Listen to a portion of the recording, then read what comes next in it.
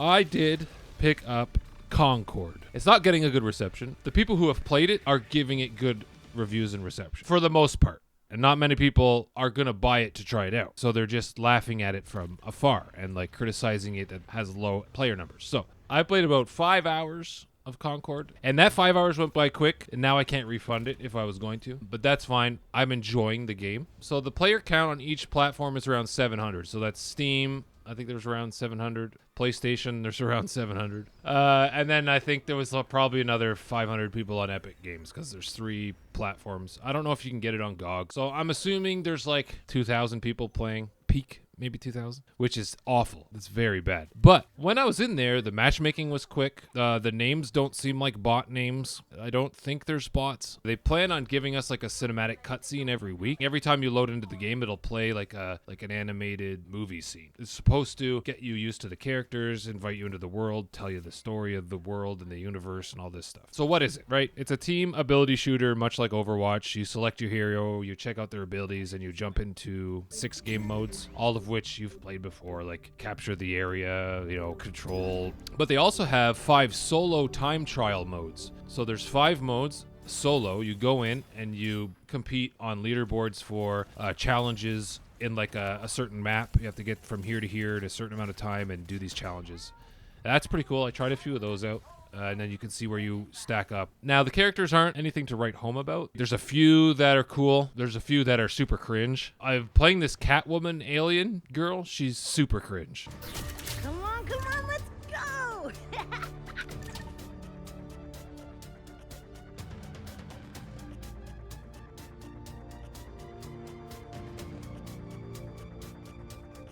Her abilities are cool. It's much like Loba when she tosses the bracelet, and then you can portal to her orb.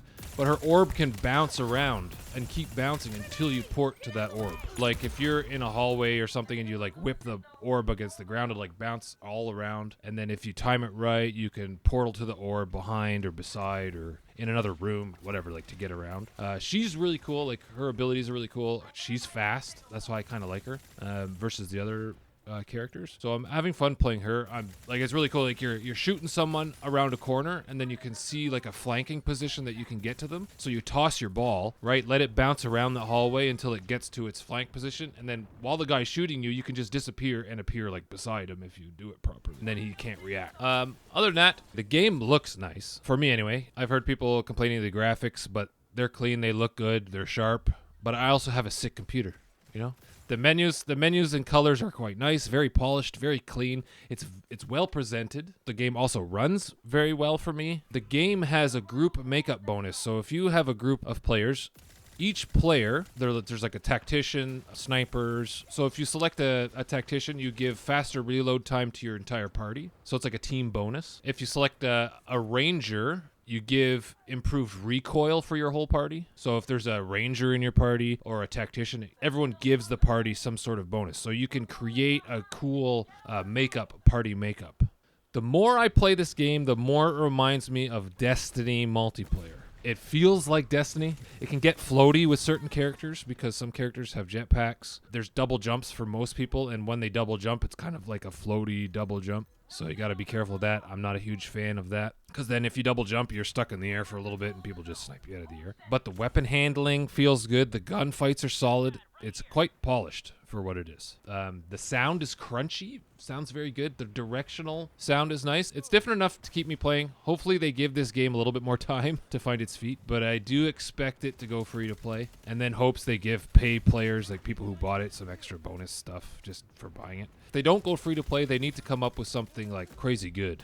Everything's unlockable through XP, like you playing. And I enjoy that. They also have a big map of the galaxy. There's planets on this map and systems on this map, and you can hover over and read about each planet, the lore behind the planet, what happened at this date, yada, yada, yada. You can go around and read it. But I don't like reading, as everyone may know. Another thing, you can't type to your teammates on PC. It's completely locked out, which is stupid. But I can see that since PS5 players won't be able to type back, it'll get pretty toxic very quickly with the one-side bullying. I've seen it in Overwatch. Because Overwatch you can do it, but it's quite annoying. By the time I'm done my sentence, 3 matches have already gone by. If they could come up with a better quick chat system, like yes, no, over here, blah, you know, like a wheel. There's no ping wheel. So if they can get a ping wheel happening with some kind of quick chat, I think that'll help tremendously. But that's not in there yet. The other thing was the skins. I'm a big cosmetic guy, okay? I get my cosmetics on Diablo, everywhere. Overwatch, I'm huge on my cosmetics in Overwatch. This game just has recolors. If I'm grinding this character, okay, it's going to take a while to get like the premium skin, which is at the end of the grind. But anything else up until then is just shitty recolors. And yeah, it's okay, but like I want people to know that I've grinded this character and I'm very good with this character, so give me something to show that. You know what I mean? Does that make sense? Like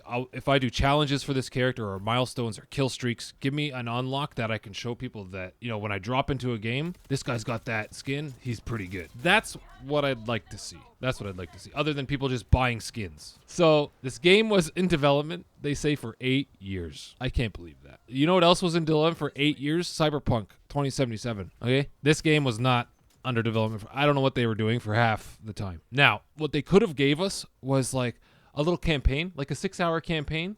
If you're buying the game, it's a 5-6 hour campaign, because it would like introduce you to the game mechanics, the characters, the lore, the world, you know, like get it rolling a bit. That would have been nice for a $40 game or $50 game. I think that would have went over very well. So far, is it worth the $40 I paid? No. And I think that's what everyone's beef is that it's a very free-to-play-esque game for $40. They should have at least came up with the 6-hour campaign. Like I said, the pinging needs to be ironed out. Just a few of these things would make the pill a lot easier to swallow, especially if you're getting a little bit more for that $40, like a little story. But right now, as I'm playing it, it's fun. I'm enjoying it. Right now, at about the 5-hour mark, I'd give it like a 6.8 out of 10. It's not quite a 7, but I think it would be an 8 if they added those things I'm talking about, like the campaign, the better ping system, some emotes, sprays, a way to quick chat, and then rework the skins. Other than that, they should have offered a lot more for the $40, but the reviews are good. I'm liking it. And that's all I gotta say about Concord. What's your beef? Do you want to try it? Not gonna spend the $40 to $50 to try it? You're not alone. Thanks, everyone.